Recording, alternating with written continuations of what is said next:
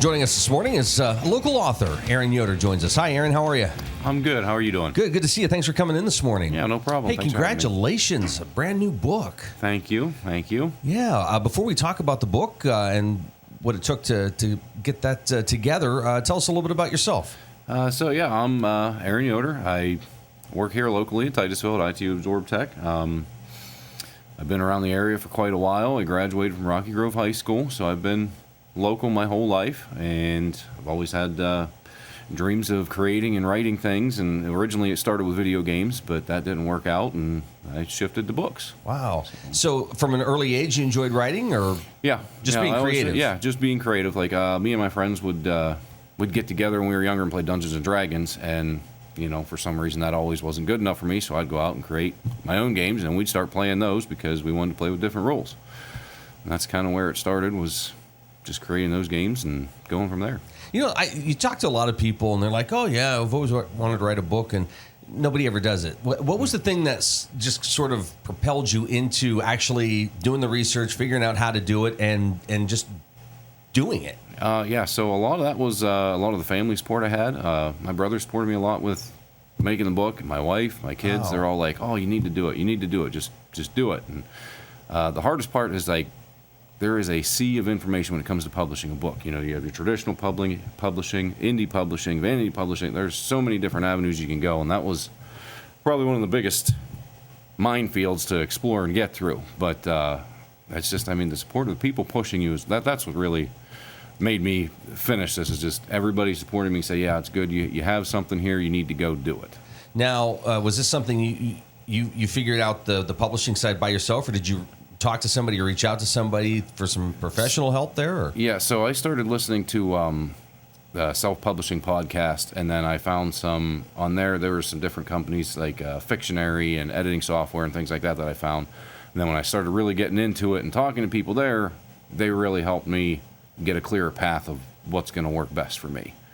Not that you want to give out all the trade secrets, because you put all the work into it, so everybody else can figure it out. But it's just curious, because a lot of times that kind of stuff would stop somebody from continuing on in that process, right? Because it's you just don't put a book together. It's a lot of work. Absolutely, yeah. It's a lot of work, and editing is definitely one of the biggest parts that's hard to figure out, because there's a lot of different types of editing. There's developmental, and there's line editing, there's copy editing. You got to have proofreaders, and there's a lot to it.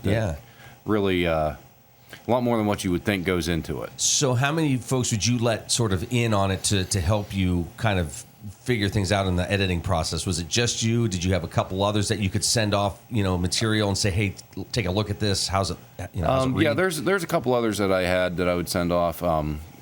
Mainly like beta readers. I have a few beta readers that they'll read it first, and they'll give me their honest opinion. Like, yeah, I like it, or I don't like it, or I'd change this, I wouldn't change that, I like these characters, just kind of small things. And then after they're done, that's when it goes into editing, and then the editing is where it gets really picky. Like, they're going to pick everything apart, and so there's a lot of deleting scenes, or you got to rewrite, you got to change POVs. There's a lot that goes into that part. Were there times where you said, "Oh, I didn't think of that. That's a good thought." Oh, how yeah.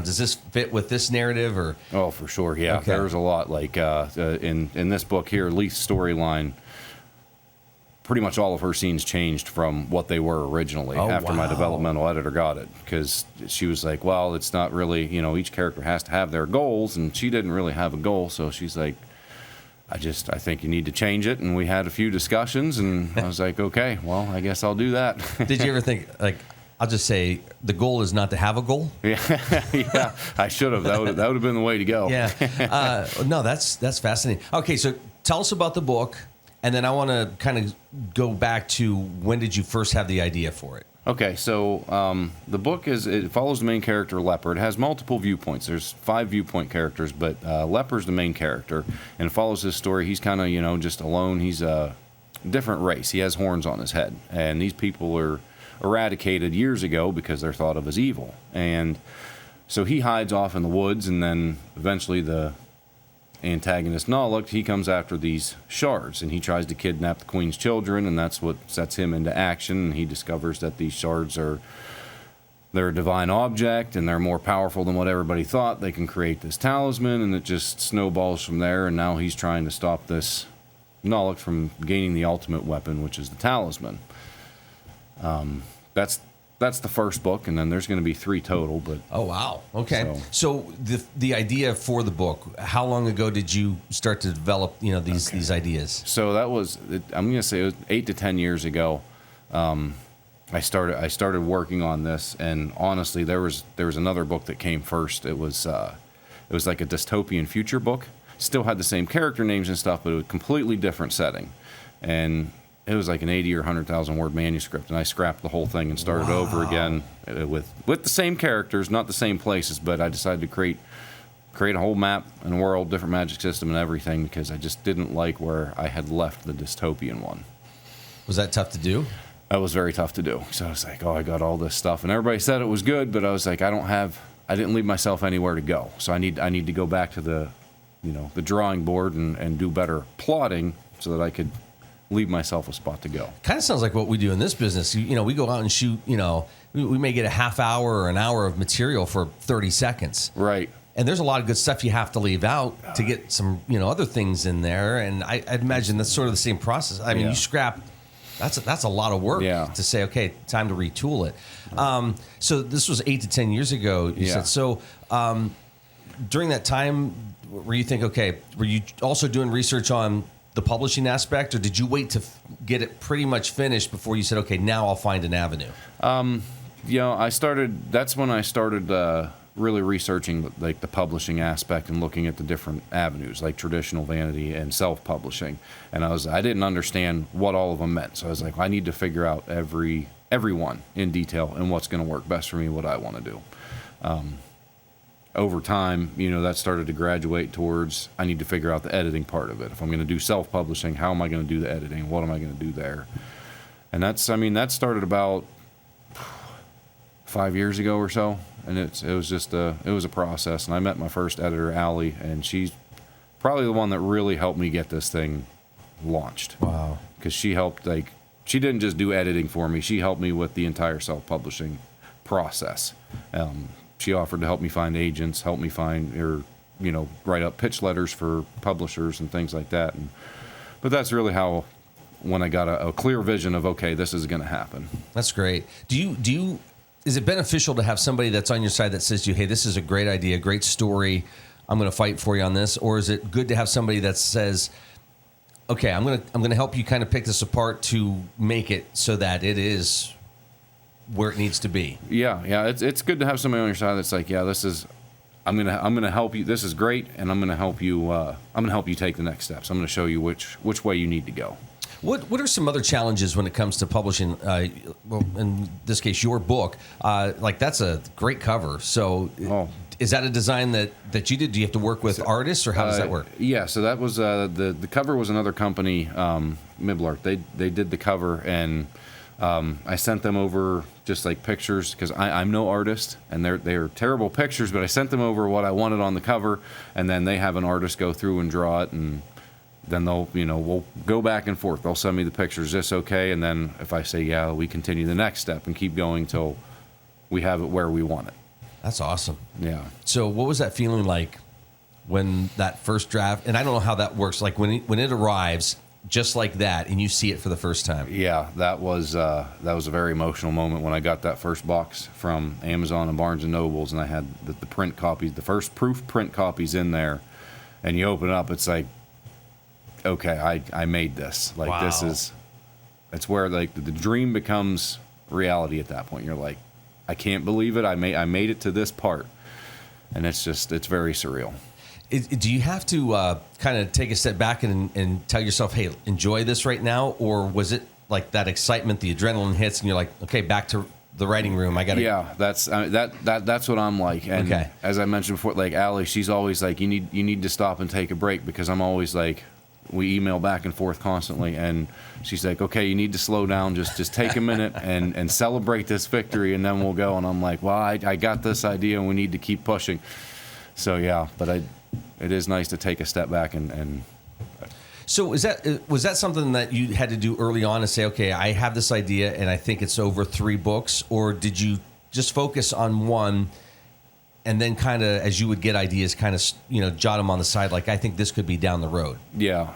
That's, I focused on the first one, and then, I mean, I'm a big series or trilogy or saga guy myself. Yeah. And I was like, I think I can build this out more as I was going, because and as you're writing, sometimes you'll get an idea like for a side plot or whatever, and you're like, oh, that would work really good. So it's, you come up with a lot of stuff as you're going, and you can plan too. So yeah. Well, what's the best movie trilogy out there? Oh, man, that's a tough one. Best movie trilogy? I would have to. I really like the Hunger Games. Okay. I like that one. Lord of the Rings would be a close second for me. Okay. Yep. So, what sort of things influenced you, and was it hard not to kind of go back to those concepts or say, okay, I got to make this mine? Yeah, it is. One of the biggest things that influenced me is R.A. Salvador, his books, The Legend of Drizzt Do'Urden. I think I'm saying that right. I'm not sure.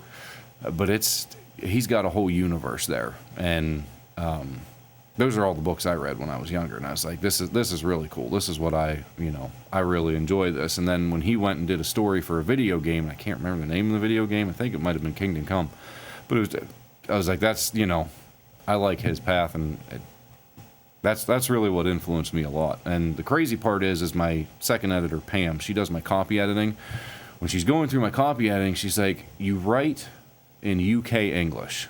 And I was like, well, that's weird. And she's like, well, what books do you read? And I told her about The Legend of Drizzt. She's like, oh, well, that makes sense because he's a UK writer. Wow. So, yeah. Okay. Well, just don't be like Martin in the Game of Thrones, because my graphics guy loves the books, but he has like no desire to finish them or whatever. So, okay. So you got to finish these books now that you've got this one out there. You're watching the Morning Drill on Stream TV and on the Armstrong Neighborhood Channel. Local author Aaron Yoder with us here this morning. Again, congratulations on the book. Thank you. So. Tell us, where can folks pick up a copy of your book? Okay, so this is it's available at Amazon online and Barnes & Noble's online. You can also find it at Fable Tree Bookshop at the Merc, and you can find it at Pressed Bookshop up in Erie. What was that like to know that, hey, you've got a book that, well, first of all, that's impressive, but it's on Amazon, it's on Barnes & Noble. You've got local people. I think you just did a book signing at Titusville Market Square. Yep, just did a book signing down at Titusville Market Square, and I've got quite a few events coming up, and it's just, it's very surreal. I'm just trying to soak in just doing everything and getting out there and meeting people and talking about the book. And I've had other people come up and talk to me about some of the characters and how they love all the different characters in the book. Oh, that's awesome. Yeah, it's been a journey, and I'm just trying to enjoy it along the way. So, will you be out and about locally over the next couple of weeks? Or yes. How can folks find you? Okay, so I should be at Fable Tree Bookshop for Oil Festival. We're still working on that. I'm actually going to be doing a pretty big giveaway for the launch of the second book, Shattered Barriers, which is slated to release September 26th. It should be out by then. That's barring any setbacks from the copy editing. But I should be at Fable Tree next weekend, and then I'll be at Comic-Con in Erie in September, and I'm going to be at the Ironworks for the Halloween party, and then there's also a launch party September 26th at Fable Tree for Shattered Berries. I'll be there as well. That's awesome. So, and then can people message you on Facebook? Yes, you can find me on Facebook, Instagram, and TikTok, and I have a website, aarondyoder.com. You can go on there. I have a contact form. You can sign up for my newsletter. Any way you want to get a hold of me. That's awesome. Again, I say this, and I truly mean it. People say all the time, like, whether it's writing or something else, oh yeah, I don't have the time, or I really like to do something, and people don't put the time to do that. Yeah. And you're balancing work, family, and yet you said the support of your family that said, yes, you need to do this. This is great, and you've done it. Congratulations. Yeah, thank you. So you get through the next 3 books. What's next? You have other ideas? Or I have started. I have started developing a saga. We have the trilogy to start, and now I think I'm going to go for a saga, at least 5 books. Wow! So I have those 5 planned. starting to map out, the events and things that are going to happen through those, and we'll see where it goes to. Oh, that's awesome. That's awesome. So, if people come up and they see you at one of these events, obviously you'll talk to them about the book, the characters, sign some autographs in the book. Oh yeah. Okay. Yep, absolutely. And I'm pretty excited. This giveaway I'm talking about, it's going to have there's going to be a gold wrapped Shattered Divinity edition in this loot box. It's going to be signed in gold Sharpie, and it's going to have different. There's different characters and different, there's a whole different language that I made up in this book, and there's parts where they use it and I never explain what they say. That book's going to have the translations of that language in there, so that'll be the only book that'll ever have that. So it'll be a pretty big loot box to How get challenging was that? That was pretty difficult. Okay. I did a lot of research on language and listening to different, because there's tonal languages, there's so many different things out there for how you can make an actual language. Anything keep you up at night in this process? The excitement a lot of the time. I'll sit there, I will lay in bed and just my mind will run wild with, oh, I could do this, oh, I could do that, oh, what about this, oh, there's also this too, and I'll just lay there and keep going. And are you one to keep a tablet next to the bed and just kind of jot things down, or were you pretty good at keeping it in your head? No, I try to keep that stuff out because that would snowball for me. Okay. I might have to have my wife knock me out. Yeah. Support only goes so far. Exactly. Yep. Until she shuts the door and says, you sleep outside. Yeah. Yeah. What's been the biggest surprise in this journey for you in this whole process? I think the biggest one has been I've met some incredible people along this journey. Other independent authors, my editors, beta readers. Everybody I've met along this journey has been pleasantly helpful, and it's just been great to meet all the new people. And I mean, there's people from Florida that I've met over Zoom calls and things. It's just been a great experience. And the fact that you've been able to do this, on your own, basically, and find the avenues you needed to find. Again, that it doesn't just happen overnight. Yeah. It takes a lot of time to do that. It does. It takes a lot of time and a lot of persistence. And I mean, some days you don't even feel like it, but as long as you do, I always try to as long as I do something, I don't care if it's just write 500 words that day or just do one element of the cover design, whatever, as long as I get something done. What did you learn about yourself in this process? I learned that I can be very persistent and ambitious. If I set my mind to it and say, okay, I am doing this, go do it. And you got to really face your fears and just put yourself out there and keep pushing.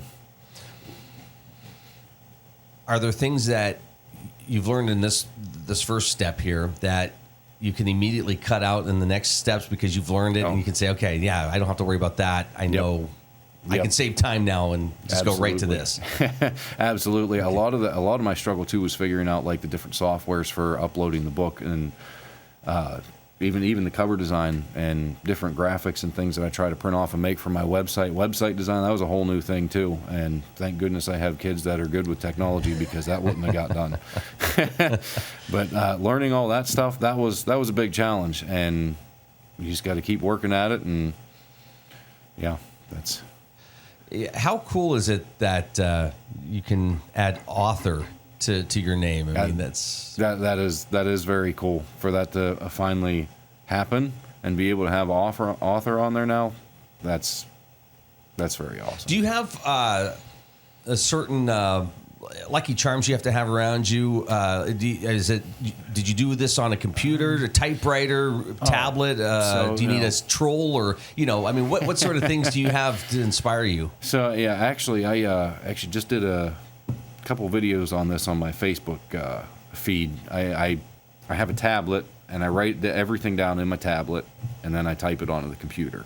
And usually, my tablet goes pretty much everywhere with me, just in case, I want to write this down, make a note of this.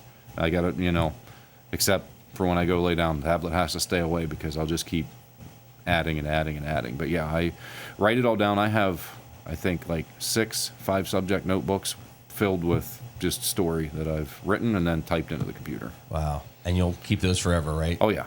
For the next book, do you go back to those first notes to kind of? Yeah. Okay. Yep. And I have a whole. I've probably got a 300-page it's like a binder or folder of notes. It's got the language translations in there. It has all the lore for the world, the magic system, the characters, the backgrounds, the cities, their colors, their insignias. Wow. It just has, The name of the book? Name of the book. Well, go ahead. Oh, Shattered Divinity. Yep. And you can get it on Amazon, Barnes & Noble, locally. So Yep. Congratulations. Thank you. Author Aaron Yoder. Good to see you. Good to see you too. Thank you. Come back and update us on the next one. Absolutely. Thanks for having me on.